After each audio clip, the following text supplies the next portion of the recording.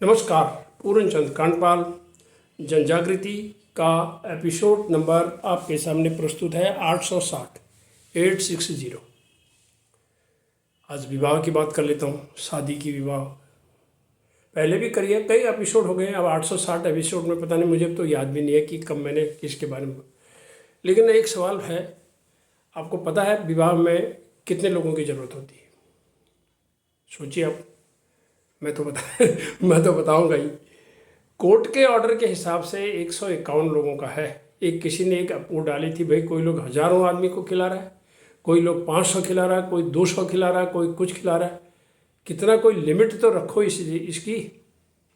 उस दिन तो अगर वो पूरा ही उसी का ही हो जाएगा, पूरा इलाका, अगर उन्होंने सारा ही कर दिया। तो इन कई पहलुओं को देख करके अंत में इसका कुछ ऐसा आदेश है, बताते हैं उतनी ही रख ले। कौन मानता है? कितनी बारात जा रही हैं, आप लोग जाते होंगे बारातों में, कितने लोग आते हैं, कितने जाते हैं, सबसे किसी से छुपा नहीं है। लेकिन ये तो हो गया वहाँ का। और वैसे वास्तव में शादी के लिए, विवाह के लिए, और ख़ास करके प्रेम विवाह जो होता है, जो प्रेम विवाह वैसे आजकल अब अरेंज मैरिज जो माँ बाप तय करते थे वो कुंडली मिला के, वो थोड़ा सा कम हो गया। लेकिन फिर भी लोग कर रहे हैं। उसकी जगह ले ली है ये जो अपना इंटरनेट में, कंप्यूटर में शादी.com वल्ले पल्ले ये सारी चीज़ें आने लगी। लेकिन शादी में ऐसे हालात में विवाह के लिए अगर देखा जाए 6 व्यक्ति चाहिए, 7वां नहीं चाहिए। 6 व्यक्ति चाहिए, बाकी तो खाने वाले होते हैं। 6 कौन कौन? एक तो कुड़ी मुंडा साडा, बाकी सब कुछ तोड़ा। नहीं, मैंने गलत बोला। कुड़ी मुंडा तोड़ा, बाकी सब कुछ साडा। ये बंकेठाल वाले लिखते हैं, बस तुम पैसे दे दो और लड़के और लड़की को ले आओ। तो 2 तो ये हो गए। अब 2 उधर वाले, 2 उधर वाले। ये लड़की की तरफ से मम्मी पापा गार्जियन या भाई भाभी जो भी हैं, और लड़के की तरफ से 2 गार्जियन। तो कुल मिला के शादी में होते बाकी तो सारे भोजन खाने वाले, चटकारा लाने वाले, डिफेक्ट निकालने वाले, ये होते हैं। अब सवाल आता है, ये शादी में क्या हम लोग इस तरह से इसको निपटा पा रहे हैं, कर पा रहे हैं?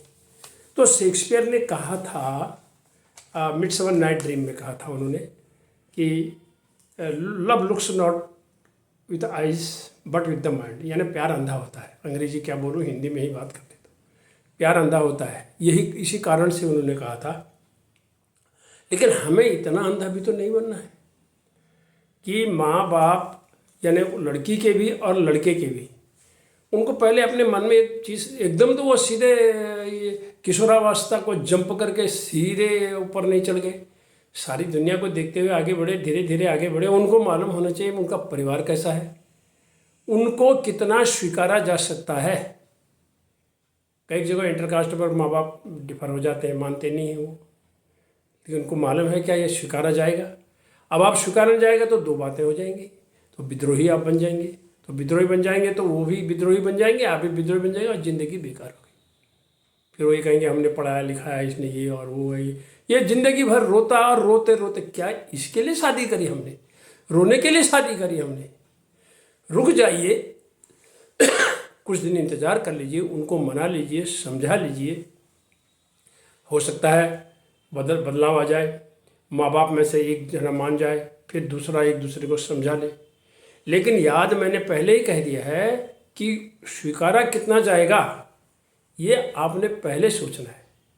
जो बात स्वीकारी ही नहीं जा सकती, आप देखते हैं कहीं पर बड़ा कट्टरवाद होता है। मैंने सुना है, मैं नाम नहीं लूँगा, कई जगहों पर वो गोत्र की बातें करते हैं, कुछ करते हैं। कई जगहों पर मैंने देखा है कि वो निर्दोषों की हत्याएं तक हो जा रही हैं, और यहाँ वो फिर ज़बरदस्ती शादी करते हैं। जीवन खारा हो जाता है, मिठास दूर हो जाती है। वो फिर शादी तो कर लेते हैं कोर्ट में जा कर के, लेकिन वो फिर वही रस्सी डाल लेते हैं। गलत है। क्या इसके लिए पढ़ा, इसके लिए लिखा, इसी के लिए क्या हम आगे गए? इसीलिए हमारा सामाजिक परिवर्तन हुआ? शांत होकर के ठंडे दिमाग से युवा पीढ़ी को, किशोर होती हुई युवा पीढ़ी को अच्छी तरह से माँ बापों ने भी समझाना चाहिए कि भाई देखिए, इसमें जल्दीबाजी न करें, सोचें समझें और फिर इसको एडजस्ट करें, समझें और कितना हमें स्वीकारा जा सकता है उस बात को भी ज़रूर रखें।